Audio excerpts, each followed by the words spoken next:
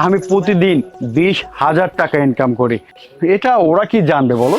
বাহ, দারুণ তো।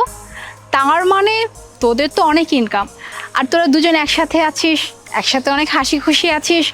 তাই আমি কি সাজেস্ট করি জানিস, তুই বিয়ে করে ফেল, তাহলেই ভালো। যেহেতু তোরা একসাথে আছিস, তোরা অনেক ভালো আছিস। আর তুই তো আমার ব্যাপারে জানতি, কলেজে থাকাকালীন আমার কোনো বয়ফ্রেন্ড ছিল না।